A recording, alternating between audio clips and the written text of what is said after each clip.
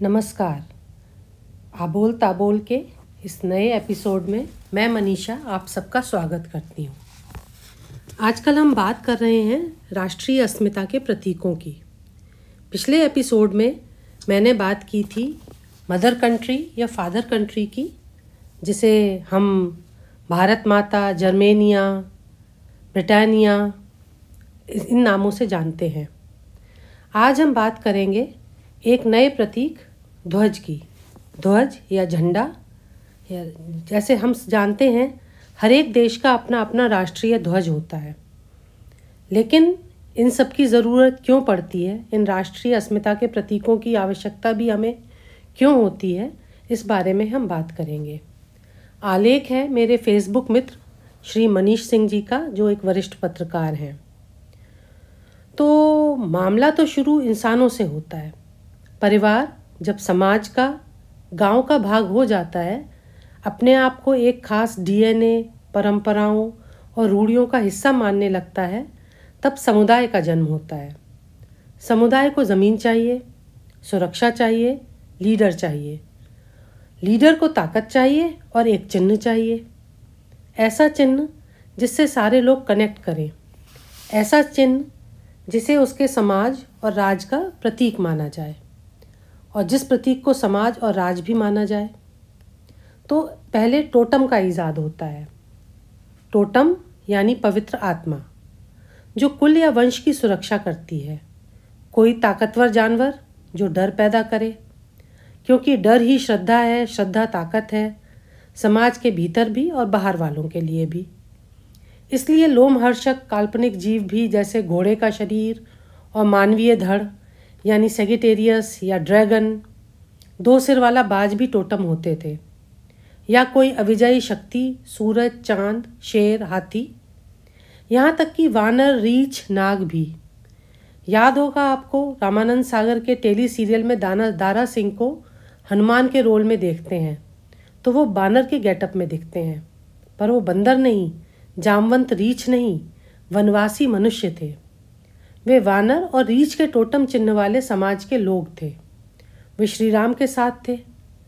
खुद श्री राम सूर्यवंशी थे, यानी कुल चिन्ह सूर्य था। युद्धों के समय कुल चिन्ह या टोटम लहराए जाते ताकि अपने सैनिक एक साथ एक जगह रहें। राजाओं के चिन्ह भी ऊंचे झंडे में लटकाए जाते। रथों में पताका होती, जैसे अर्जुन की पताका में हनुमान बैठे थे। चिन्हों का डिस्प्ले होता, सिंबोलिज्म भी था। अगर विजित का झंडा गिर जाता तो विजयी की पताका ऊंची लहराती। याद रखिए, झंडा ऊंचा रहे हमारा, और फिर झंडा ऊपर, आदमी नीचे होता गया। मोहम्मद बिन कासिम ने भारत पर अटैक किया तो राजा दाहिर ने दांत खट्टे कर दिए। ऐसे में कासिम को इंटेलिजेंस की सूचना मिली कि अगर कुलदेवी के मंदिर की पताका गिरा दी जाए तो बेनिफिट मिल सकता है। उसने इसी काम में आदमी लगा दिए। पताका गिर गई। दाहिर की सेना में खलबली मच गई। कुलदेवी रुष्ट हो गई हैं, हम हार जाएंगे, और वो हार गए। मध्य युग तक आते आते यूरोप में भी राजवंशों के झंडे स्थिर हो गए।